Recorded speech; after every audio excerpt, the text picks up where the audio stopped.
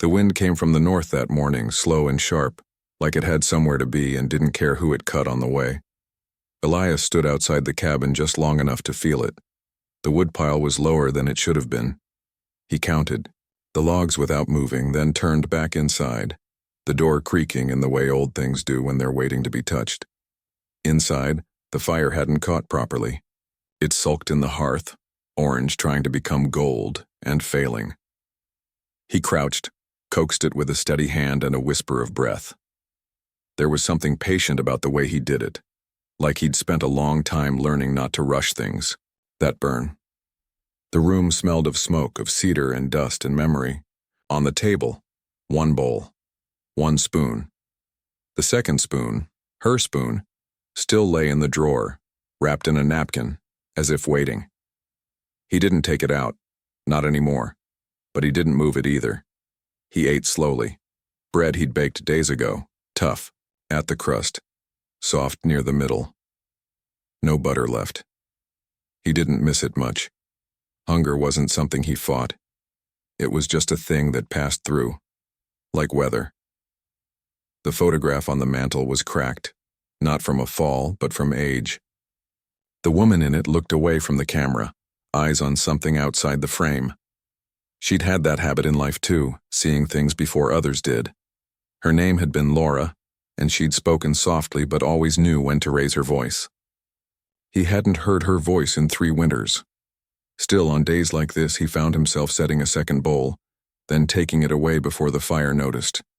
He put on his coat, thick at the elbows, worn at the cuffs. Snow crunched beneath his boots as he walked to town.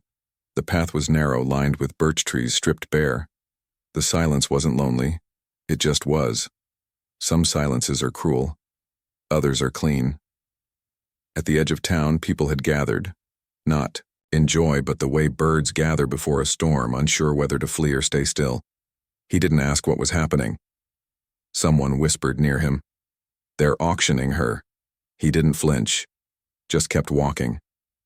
A few men leaned against the railings near the old barn, eyes flickering like moths, not brave enough to meet anyone else's gaze. A boy stood at the center, too clean for this town, too sharp at the edges. His voice was thin and practiced, like he'd rehearsed cruelty in the mirror. No one called him by name. Everyone knew who he was. The girl, no, the woman, stood beside him, barefoot. Her dress hung off her shoulders like it had belonged to someone smaller or someone richer once. Her belly was round, the kind of round that said she didn't have long. Her eyes weren't downcast. They weren't pleading. They were hollow, like someone who had climbed out of a fire and didn't yet know if she'd lived. Elias stopped. He didn't know why he did. It wasn't pity. He'd seen enough pain to know it didn't heal just because someone felt sorry.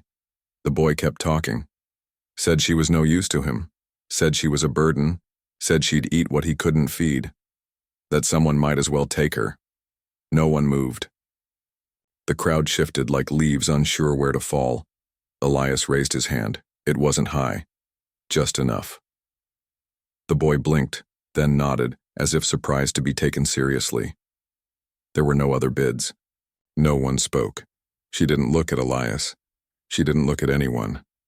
The boy took coins he hadn't earned and walked off like he'd done something clever. The woman stepped down without help. Her foot slipped, and for a second she faltered. Elias didn't catch her. He didn't reach out. But he waited. She steadied herself and stood beside him. Her hands were thin. One rested on her belly like a question. He turned and walked. She followed. They didn't speak on the way back. The snow had softened, falling again in slow flakes, quieting the world. Their breath came in clouds. Hers faster. His even. At the cabin, he opened the door and stepped aside. She looked at it like a test, then crossed the threshold. Inside, he added wood to the fire. She sat on the edge of the chair, too straight, like she didn't know how to relax her spine. He brought out a blanket. She didn't take it. He didn't insist. He left it on the armrest. He poured water into the kettle, set it on the iron hook. The silence wrapped around them like thick wool. She watched everything, his hands, his pace, the way he stirred without sound. He broke bread, softer than the mornings. laid it on the table. Still, she didn't eat. He didn't push. When the tea was ready, he poured 2 cups, set them down, took his, sat across from her, not too close.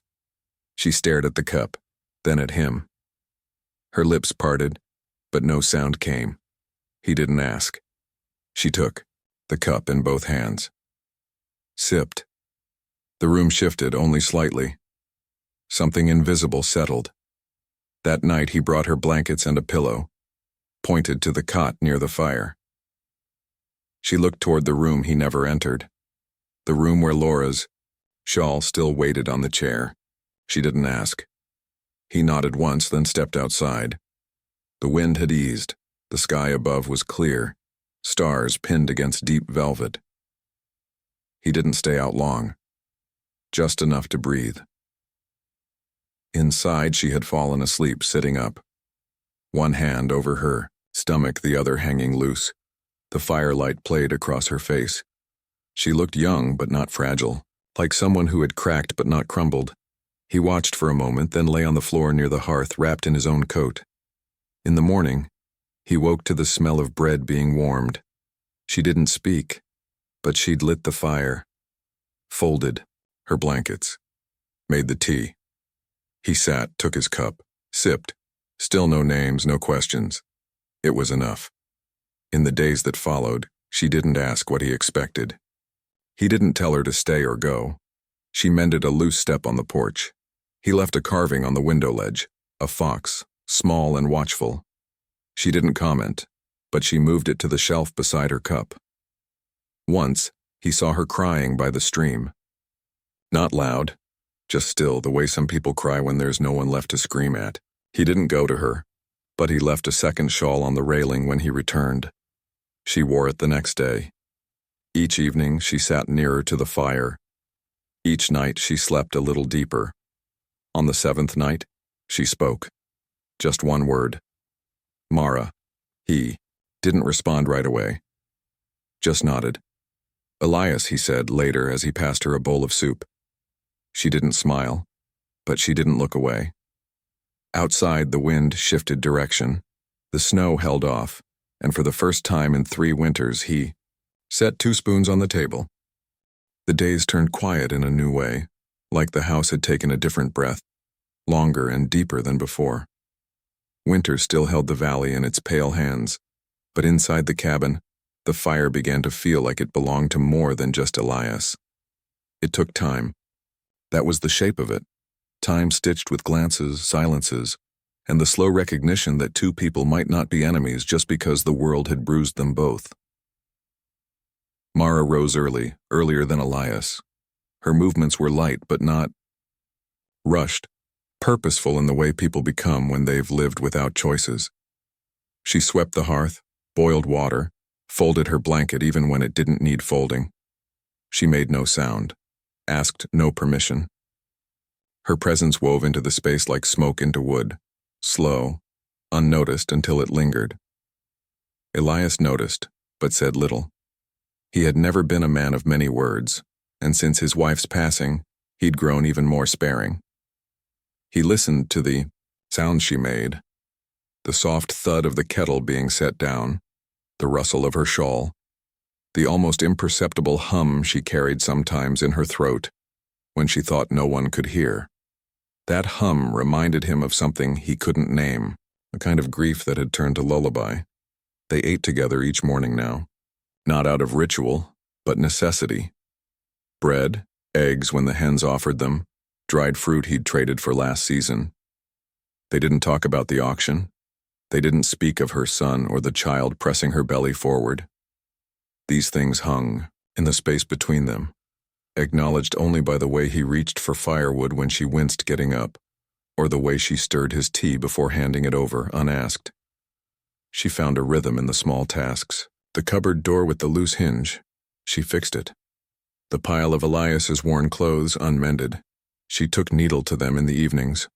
When he left in the mornings to chop wood or check the trap lines, he'd return to see the porch, swept, his tools cleaned, and returned to their quiet corners.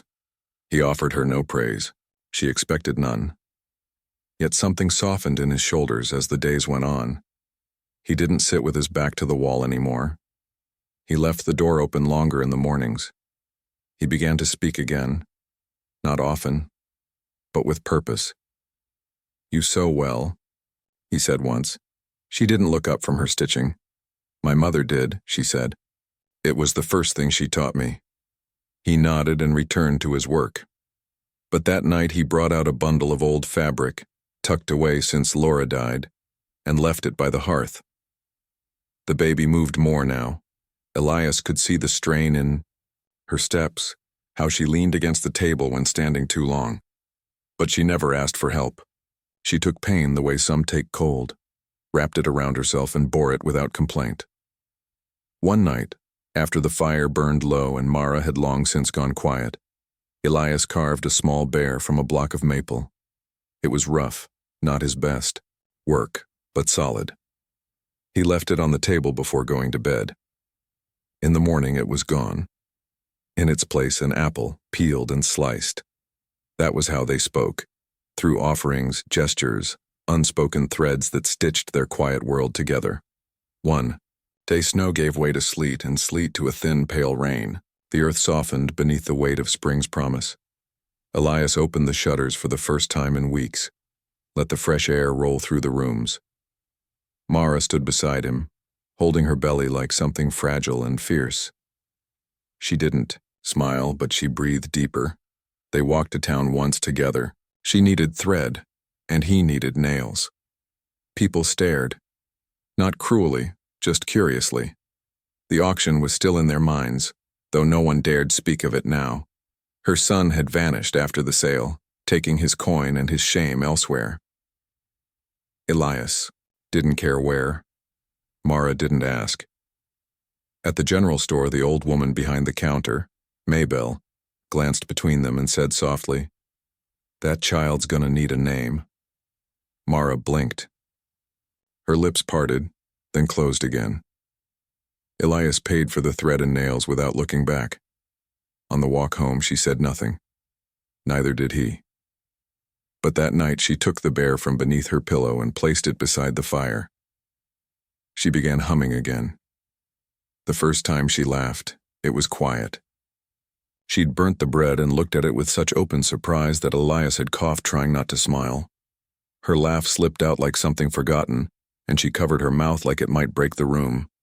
He didn't say anything, just passed her the butter and cut the blackened edge away. Later, she found him on the porch carving again.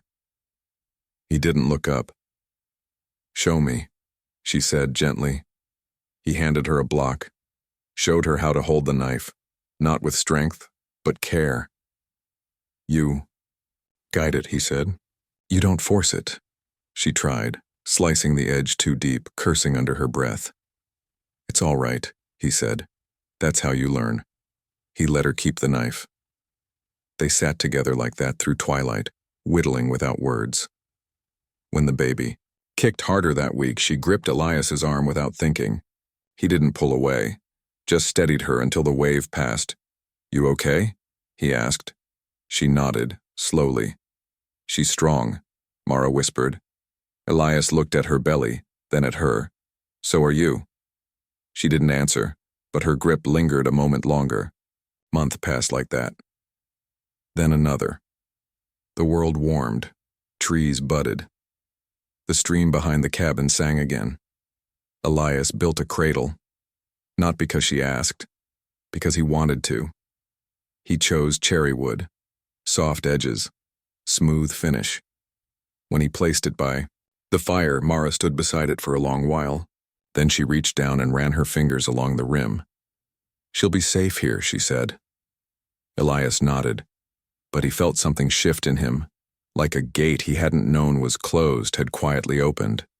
The child wasn't his, but he began to think of her anyway. Then, one afternoon, as clouds pressed thick against the hills, a shadow darkened the doorway.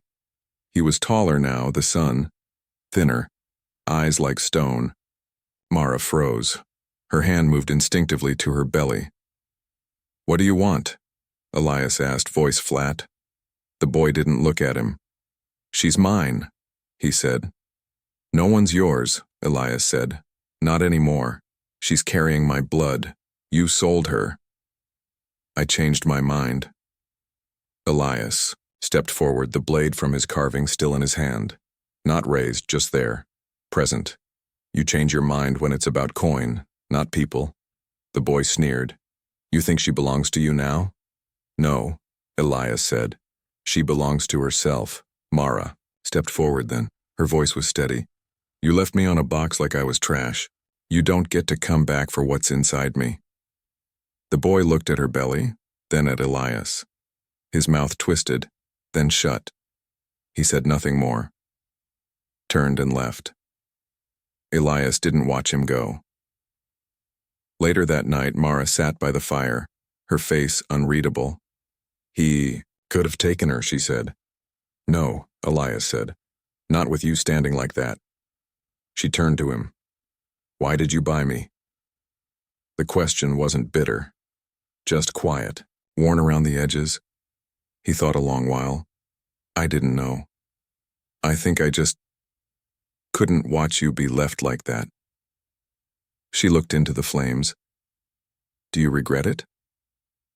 He looked at her.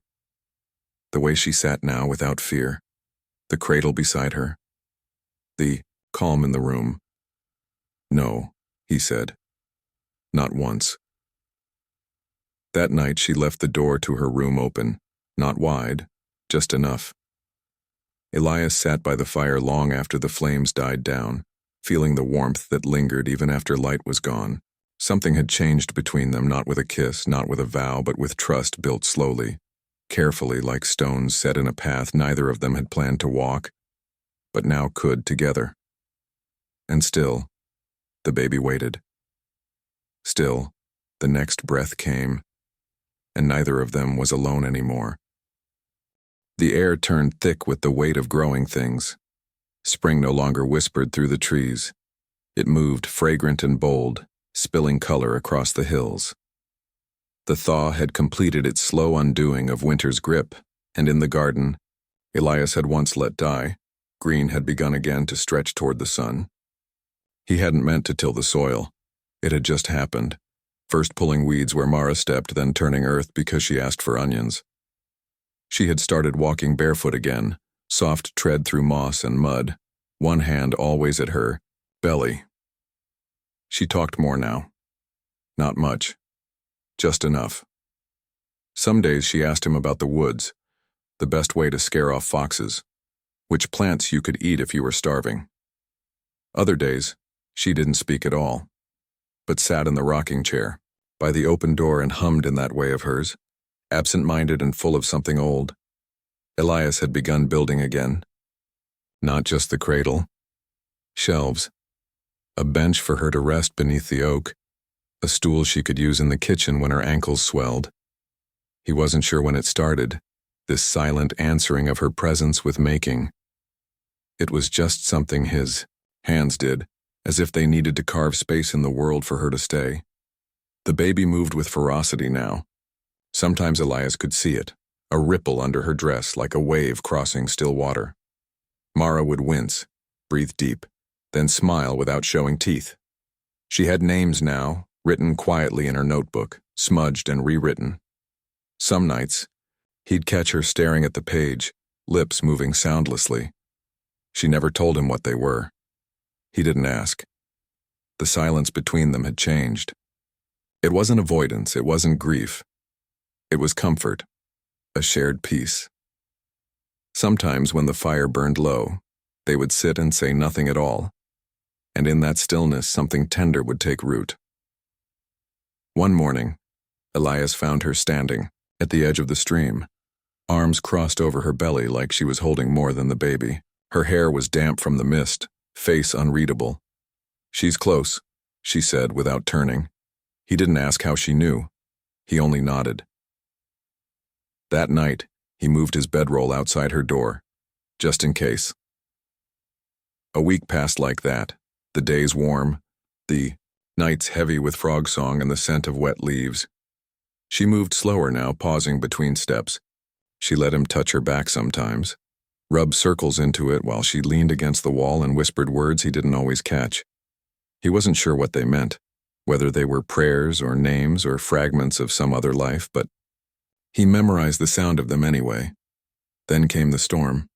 It rolled in without warning, as spring storms do, clouds collapsing into thunder, wind breaking branches, rain falling like punishment. Elias had just returned from town when he heard her scream. He dropped the sack of grain and ran inside. She was on her knees, hands gripping the edge of the table, breath short and sharp. "It's starting," she said, and her voice was more fury than fear. He didn't speak. He didn't panic. He fetched the blankets, the water, the basin.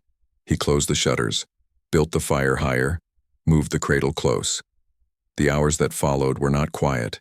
They were not kind. Birth, he realized, was not the soft thing stories made it. It was teeth. It was bone. It was the body splitting to make room for the soul of another. She screamed once, then bit down on her own wrist to stop from doing it again. He stayed near, wiping her face with a cloth, steadying her when the contractions bent her over. He had never done this before. He didn't pretend to know how. He just stayed, present, unmoving. There.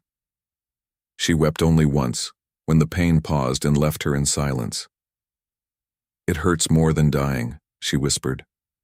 "You're not dying," he said, more firmly than he felt.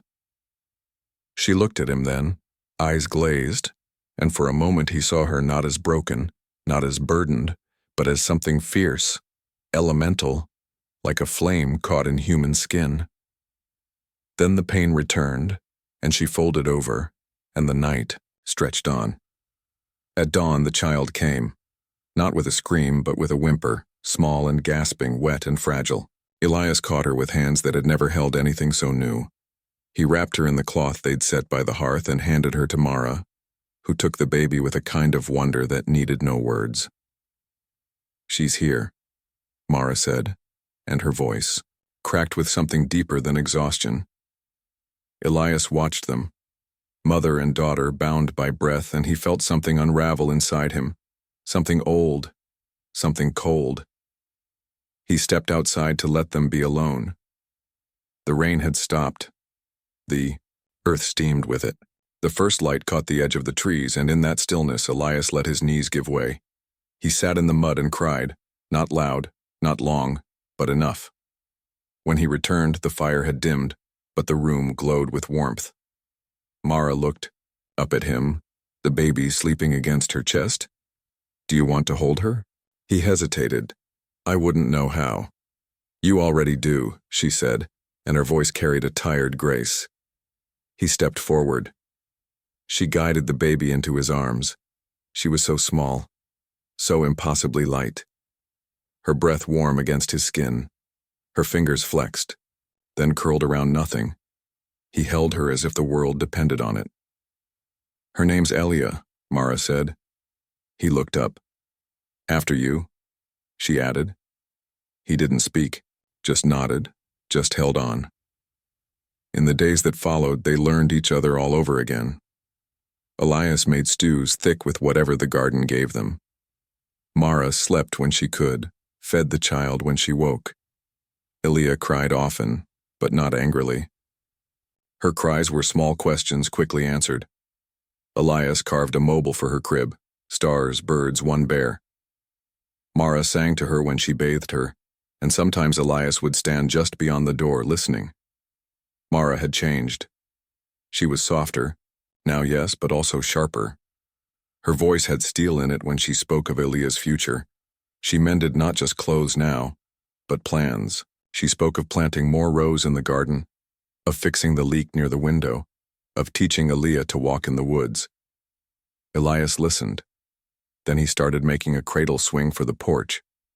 One afternoon, while Mara and the baby slept, a stranger came down the road.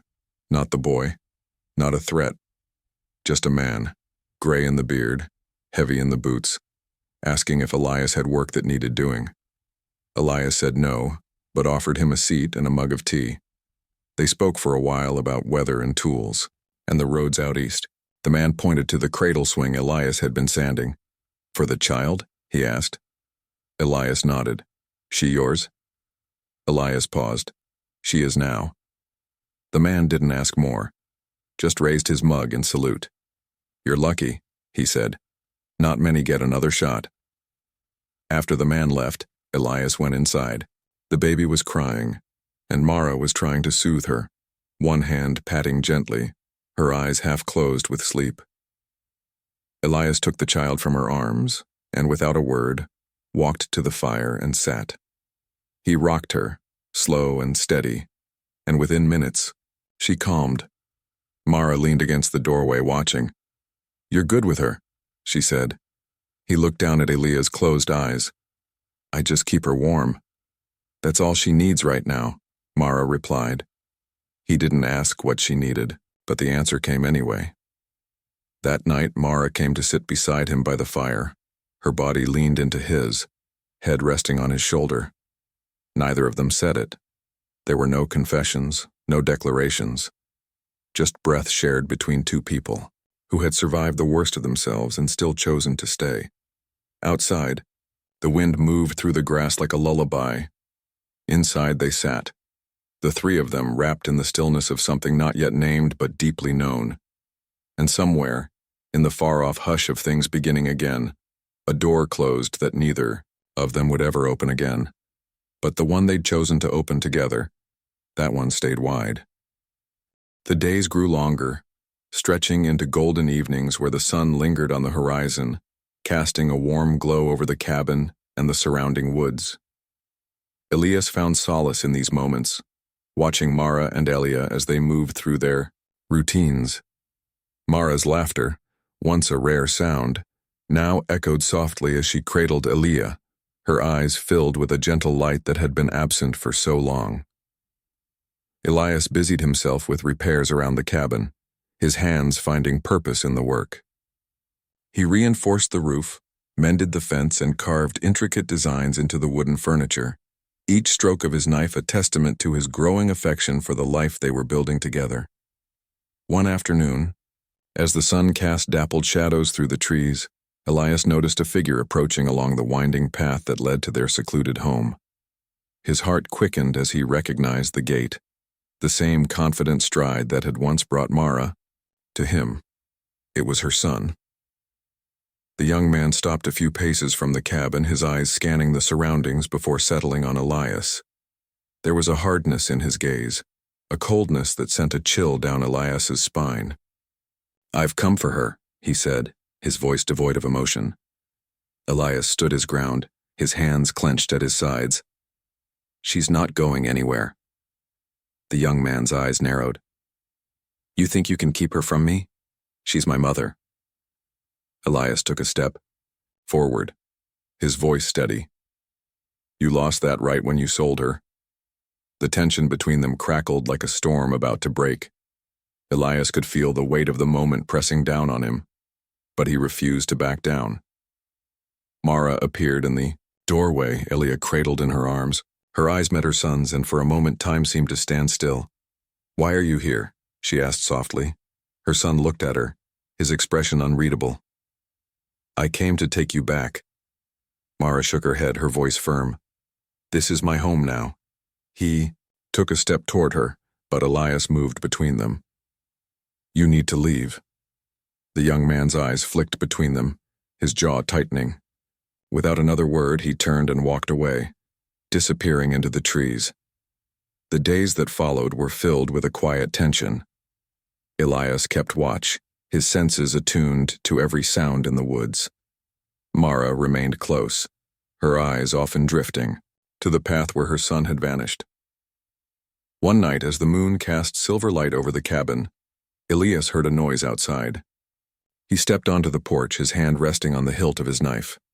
A shadow moved among the trees, and he called out, "Who's there?" Silence. He took a cautious step forward, scanning the darkness. Suddenly, a figure lunged at him from the shadows. Elias reacted instinctively, grappling with the attacker. They struggled, the sounds of their fight echoing through the night. Mara appeared in the doorway, holding a lantern. The light illuminated the face of the attacker. It was her son. "Stop!" she cried, rushing forward. The young man froze, his eyes meeting hers. Elias took the opportunity to disarm him, tossing the knife aside. Mara stepped between them, her voice trembling. "Why are you doing this?" Her son looked at her, pain flickering in his eyes. "I needed you. I thought if I brought you back, things would be like they were." Mara shook her head, tears streaming down her face. "You sold me. You gave me away." He looked down, shame washing over his features. "I was desperate. I didn't know what else to do." Elias stepped back, giving them space. Mara reached out, touching her son's cheek. "I forgive you, but I can't go back." He nodded slowly, tears in his eyes. "I'm sorry." With that, he turned and disappeared into the night. In the days that followed, peace returned to the cabin. Elias and Mara continued their life together, raising Elia in the warmth of their love. The past had left its scars, but they had found healing in each other. And as the seasons changed, so did they, growing stronger, more resilient, and bound together by the trials they had overcome.